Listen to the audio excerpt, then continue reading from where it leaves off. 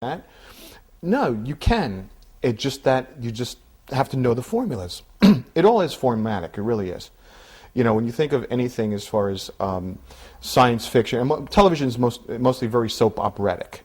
And so if you wanted to get the structure as far as just even a drama or so, because I'm sure that there's people out there that are interested in pursuing in that endeavor, soap opera is perfect for drama. Okay, so once you understand that, then you create your concept, and then you kind of plug in those type of emotional riffs and so forth and so on. Now, we had talked about in the previous lecture as well in Think Behind the Ink about subplots and plot structures, and so I highly recommend, you know, for you to check that out as well, because the core of this material, just as the core of the next in this series, which is Marketing Your Magic, are for those key areas. So if you have all three, then you pretty much have the core of creativity, the thinking out of the box. One is more structure, and then also you have the Marketing Your Magic, okay? All right, so anyway, target your media teacher and then beat them.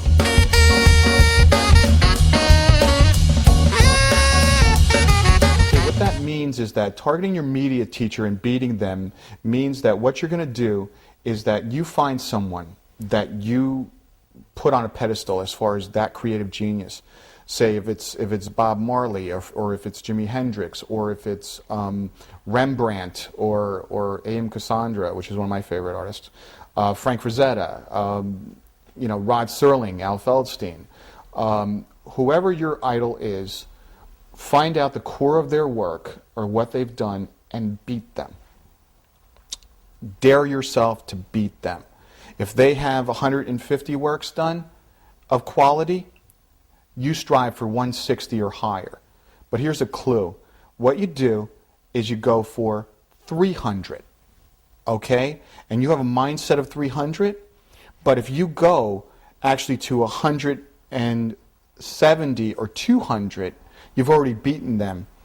It's a psychological thing, but actually it's also part of martial arts. For example, have you ever wondered how boards are broken? I'm not sure if I mentioned this in the previous lecture, but if I do, if it's a rehash, I apologize. But here's the core of the thought, okay? And actually it is thinking out of the box in a sense. All right, so here you have the board. Okay, you have the board right here. All right? And so what you're trying to do is you're trying to break the board with your fist, right? But what they do, they picture a focal point. Now, focus is also very important, obviously, in everything. But so they focus on a point of light, okay, that actually goes past it to here. So when you impact here, you're not impacting, you're not even really seeing the board. You're going past it to the point of where you set the force. And that's how you do it. It's basically a psychological thing. All right, but there's a lesson in that. So the lesson is, well, first of all, if you're going to make a reasonable goal, that's very important. All right. So say if your mentor, you know, that you want to beat as far as to be better, you know, if they have X amount of work produced, you know, you go over it a little bit more, say, you know, maybe 250, all right, but if you still do 180 of quality, you've beaten them, but you actually have gone beyond it by striving to reach that point as the fist goes through the board. I know, bizarre, right? But hey, it's thinking out of the box, right? And that's what you need to do. Okay, Danny Elfman, great musician. You know, he's done some phenomenal stuff. Frank Frazetta. Okay, and this is very important. And this is something that a lot of people don't really realize. And that's imaginary sharks will bite as hard as real ones do.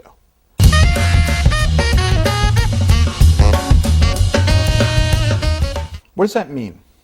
That means that if you're fearful of something, that it can be just as impactful of the actual event. Okay, and that's the way the mind works. And also you have to understand the subconscious mind, okay, doesn't know how to distinguish between what is real and what is fantasy.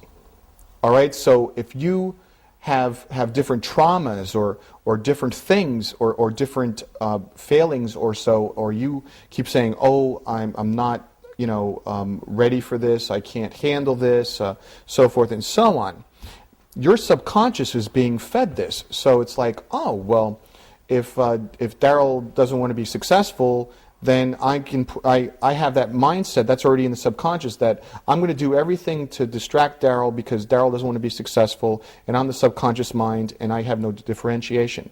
But if you have a positive mental attitude and you have a focus of success, all right, that the subconscious can be trained, all right? And just as the subconscious can be trained as far as that success component, it also can be trained as far as the creative component. So the more creativity that you aspire to, the greater that energy is inside you, and that it'll help with the thinking out of the box.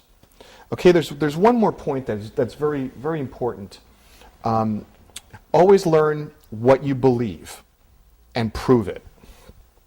Okay, if you learn something, like say you learned something as far as music, you heard something, music. There was a band, I was listening to their music, and so what happened is the music went down and the singer went up, and it had sort of a kind of interesting fusion of the two. All right, so now if I'm writing a piece of music or so and I really like that, I'm going to incorporate that, or maybe do it the other way where the voice goes bass and the music goes high, or so, just to do something different, or to incorporate what I learned. Okay, so always learn what you believe and prove it. So if you have a desire and you believe in it, all right, and you've done all the learning process and what have you, now it's time to prove it. I mean, anything as far as in life, it pretty much is action. Words are cheap, action is gold. Okay? You may say that, oh, well, I'm a great musician, I feel I'm really a great musician. Well, prove it. Well, what have you done? Well, I'm working on this little piece here and whatever. No. Work at it. Have product. Get to a point of comfortability in your own skin.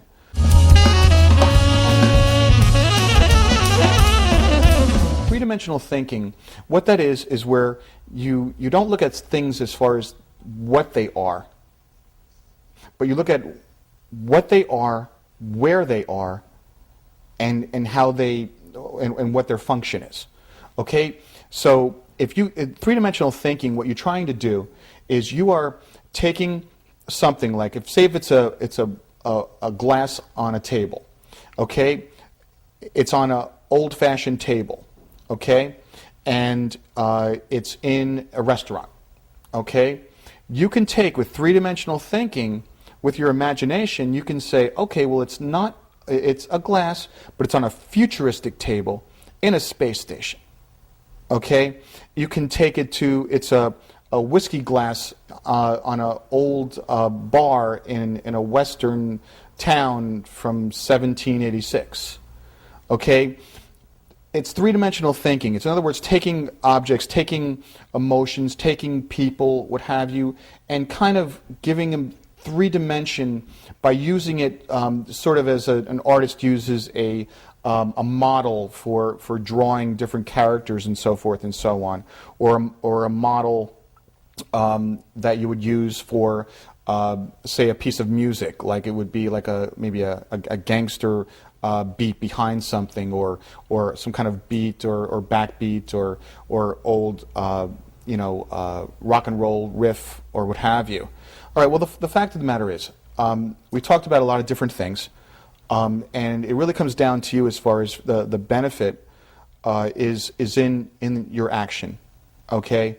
The old adage where I can show you and tell you how I've learned from 30 some odd years of successful writing and music and advertising and sales and what have you, but it's your application to these things that is going to help and enhance your quality of creative life. All right, so I hope this was of benefit to you.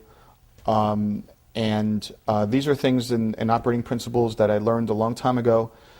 Some I learned the hard way. Others I was blessed by getting from other people as far as their sensibilities. All right. So anyway, I hope I gave you kind of an idea of how to think out of the box. And so it's your responsibility to act upon what you know, look beyond what you know, and start thinking out of the box. Okay? So we'll talk later in the next lecture. Thanks again. It's an honor. It really is an honor to share this knowledge. And that's why I had talked to a producer, to do this, because I felt that you get to a certain level of responsibility, and then you have to share this knowledge. So I hope that I've inspired some people out there, and if not, they can laugh, shoot spitballs at the screen, whatever. Okay. Anyway, thanks. Bye.